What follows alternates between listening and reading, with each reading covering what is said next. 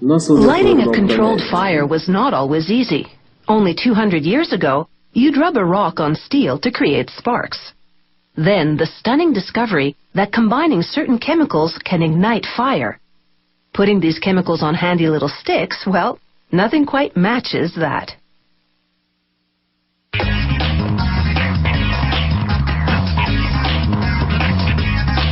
The first matches left behind a nauseating odor, but today they're safer and the smell dissipates in seconds. To make matchsticks, this company starts with recycled paperboard, which is inexpensive and thick enough to support the weight of chemicals on one end. A stamping press partially cuts the paper, creating stems.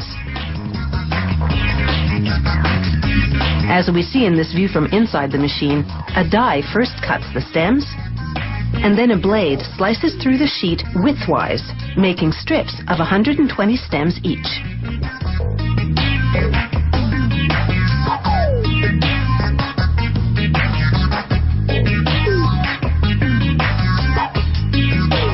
At actual speed, it's all just a blur, as the press makes nearly 500 strips per minute. Next, the strips move through a bath of hot wax. It soaks into the stems about 1/3 of the way up. Then they dry in an oven for 15 seconds. When you light a match, the wax slows down the burn speed of the chemicals, sustaining the flame for 4 or 5 seconds.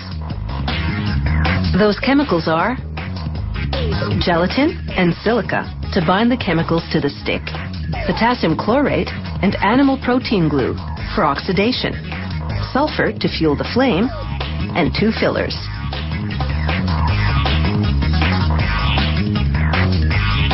They mix 317 kilos of the chemicals in a large vat with hot water.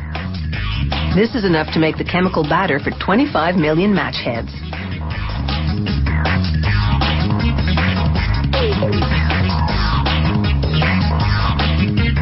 A conveyor runs the matchsticks through the batter to coat their tips.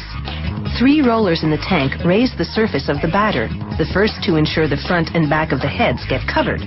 The third rotates faster to remove excess batter as the heads leave the tank.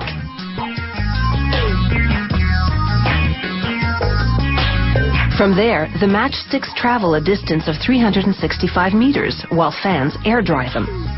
The factory temperature is a comfortable 22 degrees Celsius, just what's required for the chemicals to dry and harden. These minerals are silica and red phosphorus. Add a little glue and you've got what's called friction, the material in the strip you rub the match against to make the head ignite. To make these striker strips, as they're called, a steel wheel rolls friction onto paper that's moving through a cutting press. This isn't the same paper from which they make the matchsticks. It's a higher quality, non-recycled paper, suitable for color graphics, because many clients order custom printed matchbook covers. Another press with rotary blades slices through the paper, creating segments that are 10.7 centimeters long. That's the length of an unfolded matchbook.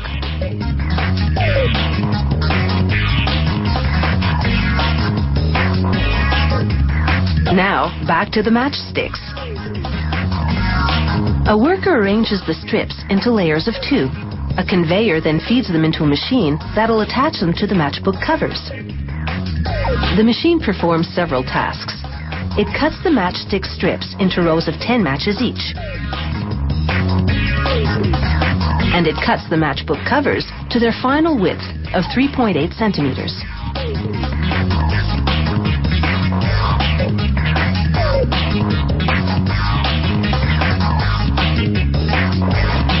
The machine folds the matchbook covers over 2 rows, or 20 matches, then inserts one strong staple through all 4 layers.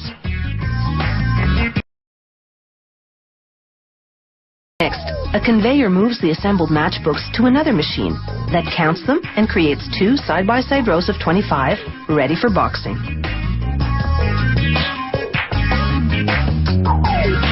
This company also makes its boxes out of recycled paperboard. Each one holds 50 matchbooks and sells for about $1. That's $1 for 1,000 matches, or just a penny to light up 10 times.